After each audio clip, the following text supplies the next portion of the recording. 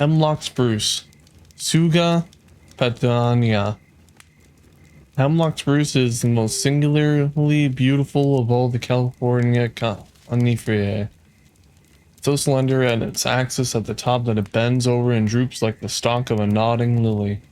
The branches droop also and divide into innumerable slender, waving sprays which are arranged in a varied, eloquent harmony that is wholly indescribable. Its cones are the purple and hang free in the form of little tassels 2 inches long from all the sprays from top to bottom. Though exquisitely delicate and feminine in expression, it grows best where the snow lies deepest, far up in the region of storms at an elevation of from 9,000 to 9,500 feet. On frosty northern slopes, but it is capable of growing considerably higher, say 10,500 feet. The tallest specimen growing in sheltered hollows somewhat beneath the heaviest wind currents are from 80 to 100 feet high, and from 2 to 4 feet in diameter. The very largest specimen I ever found was 19 feet, 7 inches in circumference, 4 feet from the ground, growing on the edge of a lake hollow at an elevation of 9,250 feet above the level of the sea.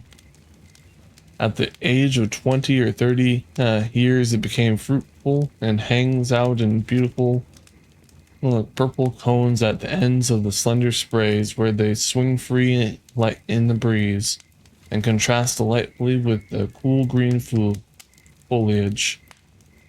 They are translucent when young, and their beauty is delicious after they are fully ripe. They spread their shell-like scales and allow the brown winged seeds to fly in the mellow air, while the empty cones remain to beautify the tree until the coming of a fresh crop.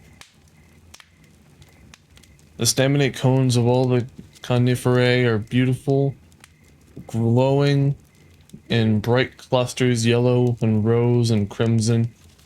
That of those hemlock spruce are the most beautiful of all, forming little homelets of blue flowers, each on a slender stem. Under all conditions, sheltered in storm, being well fed or ill fed, the tree is singularly graceful in habit, even at its highest limit upon exposed ridge tops, through compelled to crouch in dense thickets huddled close together as if for mutual protection. It still manages to throw out its sprays in irrepressible loveliness, while on well-ground moraine soil it develops a perfectly tropical luxuriance of foliage and fruit, and is the very loveliest tree in the forest, poised in the thin white sunshine, clad with branches from head to foot, yet not in the faintest degree heavy or bunchy. Its towers in unassuming majesty, drooping as if unaffected with the inspiring tendencies of its race, loving the ground while transparently conscious of heaven and joyously receptive of its blessings, reaching out its slender branches like sensitive tentacles, feeling the light and revealing in it. None other of our alpine conifers so finely veiled its strength. Its delicate branches yield the mountain's gentlest breath, yet it's strong to meet the wildest onsets of the gale. Strong not in the resistance but compliance, bowing snow laid into the ground, gracefully accepting burial month after month in the darkest beneath the heaviest mantle of winter.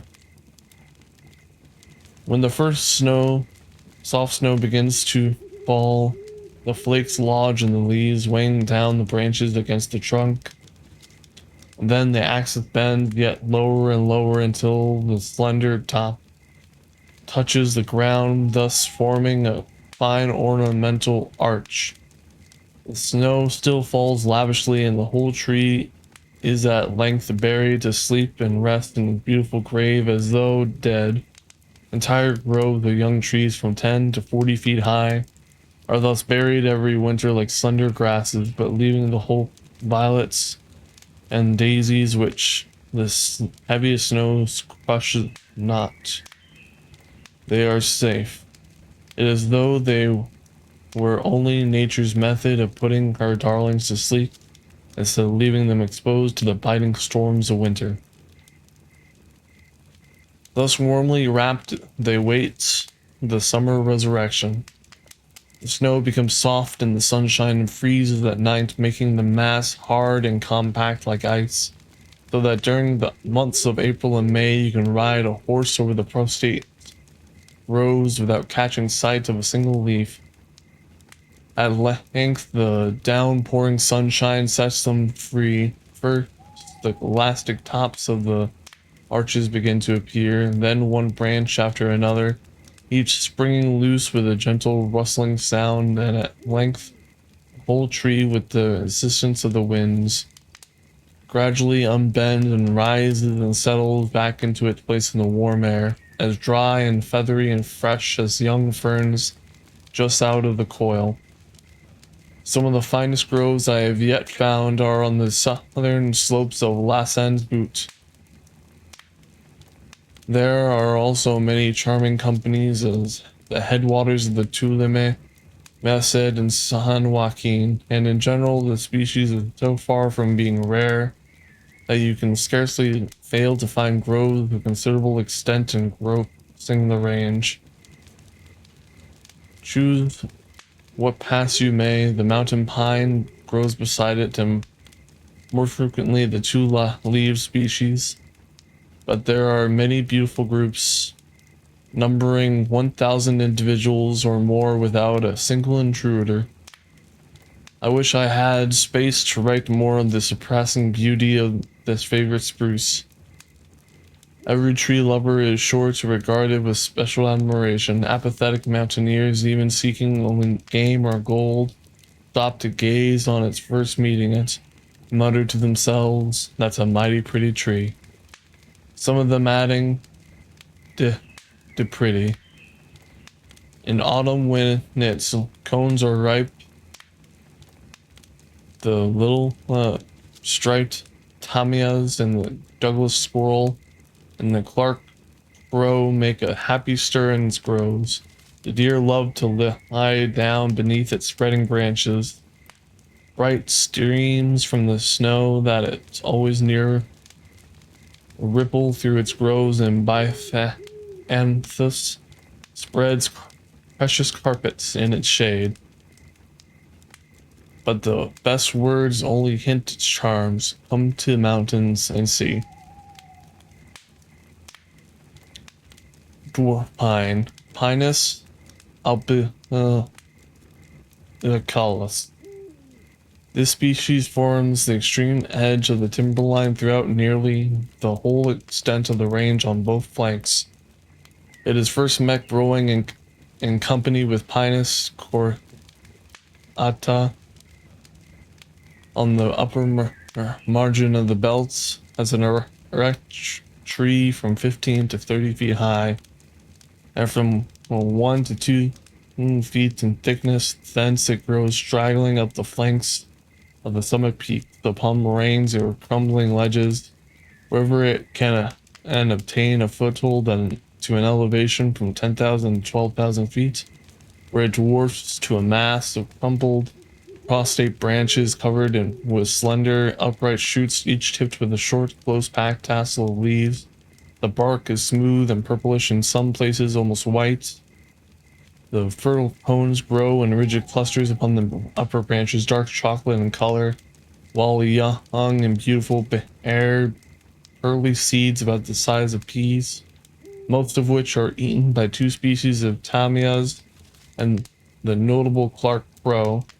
They staminate cones occur in clusters about an inch wide, down among the leaves, and as they are colored bright rose purple, they give rise to a lively, flowery appearance, like to looked in for in such a tree.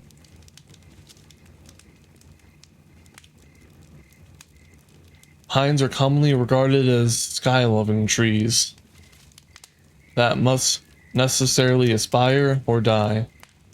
This species forms a marked exception, creeping lowly in compliance with the most rigorous demands of climate, yet enduring bravely to a more advanced age than any more any of its lofty relatives than the sunlit anes below.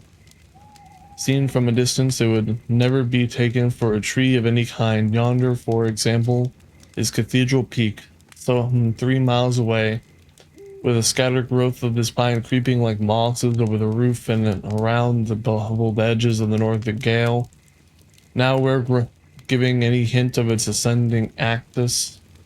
While approached quite near, it appears matted and healthy, and so low that one experiences no great difficulty in walking over the top of it, yet it is seldom absolutely prostrate, as its lowest usually attaining a height of 3 or 4 feet, with a main trunk and branches outspread and intertangled above it, as if in ascending they have been checked by a ceiling against which they have grown and been compelled to spread horizontally. The winter snow, it is indeed such a ceiling, lasting half the year, while the pressed down shorn surface is made yet smoother by violent winds. Armed with cutting sand grains to beat down any shoot that offends, to rise much above the general level and carve the dead trunks and branches in beautiful patterns. During stormy nights, I have often camped snugly beneath the interlacing arches of the little pine. The needles, which have accumulated for centuries, make fine beds, a fact well known to other mountaineers, such as deer and wild sheep, who paw out oval hollows and lie beneath the larger trees in safe and comfortable concealment. The longevity of this lovely dwarf is far greater than would have been guessed. Here, for example, is a specimen growing at an elevation of 10,700 feet, which seems as though it might be plucked up by its roots, for it is only 3.5 inches in diameter, and its topmost tassel is hardly 3 feet above the ground, cutting it half above cutting the annual rings with the aid of a lens. We find its age to be no less than 255 years.